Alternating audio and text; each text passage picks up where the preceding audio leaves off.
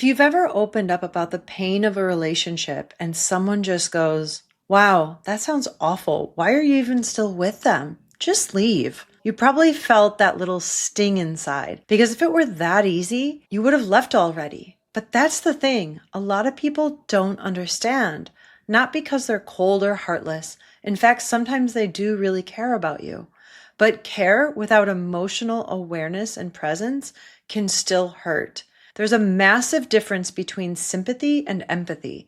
And if we don't learn to relate from that deeper place, we end up unintentionally dismissing, minimizing, or shaming the people we care about the most, especially the ones that are already hurting. So let's break this down. Sympathy often feels like care. It sounds supportive on the surface, but it's usually just that, surface level. It sees your pain, but it doesn't enter it. It acknowledges your struggle, but from a safe emotional distance.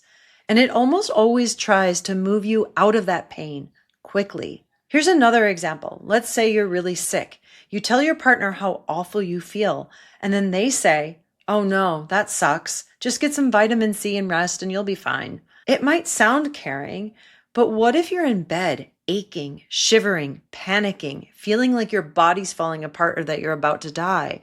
What if you feel scared, helpless, and alone?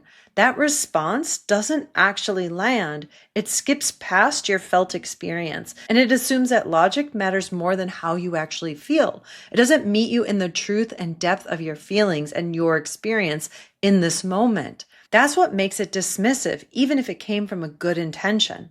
Now let's apply that to something far more emotionally complex, like being in an unhealthy relationship.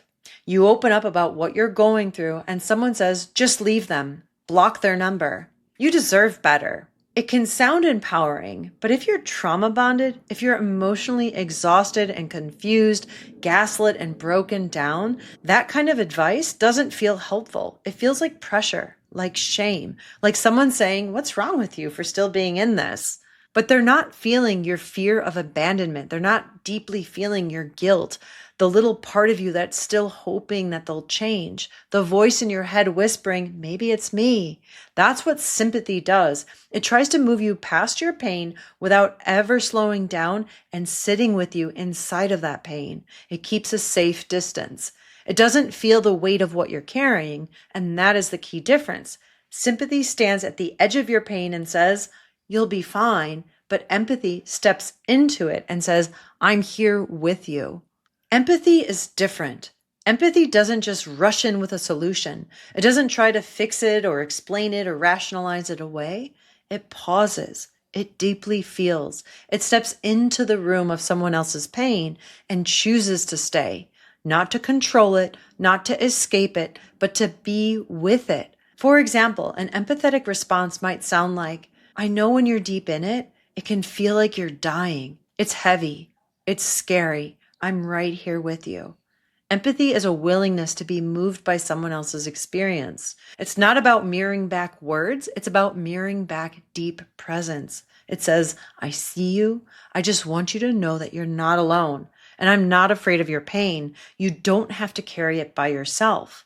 Empathy meets you in the mess without trying to clean it up. And that moment of true emotional meeting and presence, that's when something finally starts to soften. That's when healing begins, because now you're not invisible. Now your pain has been witnessed in a deep, deep way, not pushed away. And here's the hard truth. Most people don't know how to be with their own deep emotions. They've been trained to push through, to numb out, to cope, to stay strong and just move on. So when you show others your deep emotions, when you cry, when you tremble, when you share how broken you feel, they can't handle it.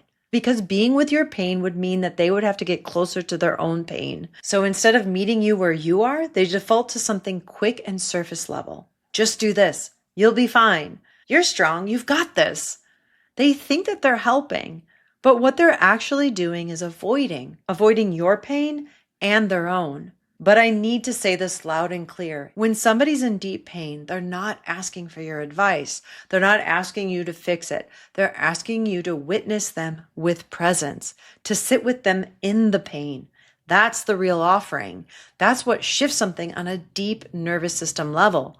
When someone looks at you in your darkest moment and says, I'm not afraid to be here with you. That kind of presence doesn't just feel good, it restores your humanity. It nourishes you on a nervous system and soul level. We're living in a world full of emotional overwhelm, grief, trauma, breakups, anxiety, loneliness, political divide, religious divide. People are carrying so much more than they show. And most of the time, when somebody opens up, even just a little bit, it's not random. It's a moment of trust, a tiny invitation into something real. And in that moment, it's not the time to fix or sympathize or stay on the surface. It's the time to slow down, to breathe with them, to offer presence instead of performance. If you truly want to support someone, to love them in a way that's ethical, honest, conscious, and deep, you have to be willing to feel with them, not just understand from afar. Because emotional intelligence isn't just about knowing what to say, it's about knowing how to be. So, how do you actually make that shift from sympathy to empathy? Well, it starts with awareness, noticing the difference. When someone gives you sympathy versus when someone offers you true empathy, how does each one feel in your body to receive? When you default to quick fixes versus when you actually pause and feel with someone. Just becoming aware of that difference. And from there, choosing consciously to shift, to show up with more empathy, more presence, more emotional honesty. Here's how that shift can sound in real life. So instead of saying, just leave them, say, I can feel how stuck and scared you are. That makes so much sense. And if you don't understand their experience, don't pretend to. You can be honest and present. You can say, I can't even imagine what that must be like. I want to understand. Tell me more. Instead of jumping straight into advice, pause and ask, do you want support right now? Or do you just want me to listen and be here with you right now? That question alone can shift the entire dynamic. It honors the person's agency and it gives them space to just be without being fixed. You can also say, I might not fully get it, and I'm not sure what to say or do, but I'm here, and I'm not going anywhere. That right there, that's the medicine most people are really craving. And if you're the one in pain, if you're the one unraveling, you have every right to say, please don't try to fix me. Please don't offer advice. I just need you to sit with me in the pain right now. Can you do that?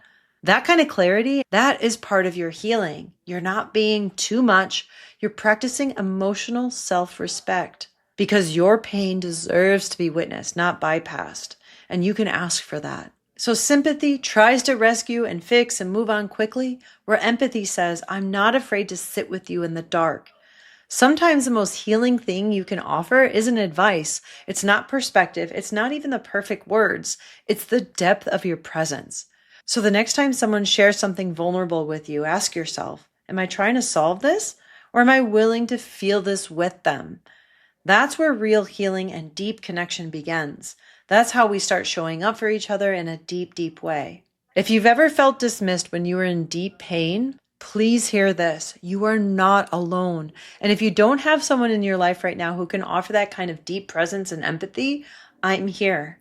I offer one-on-one sessions for this exact kind of emotional support. And if you want to share your story or ask a question, drop a comment below. I'd love to hear from you. Thanks for watching, and I'll see you in the next video.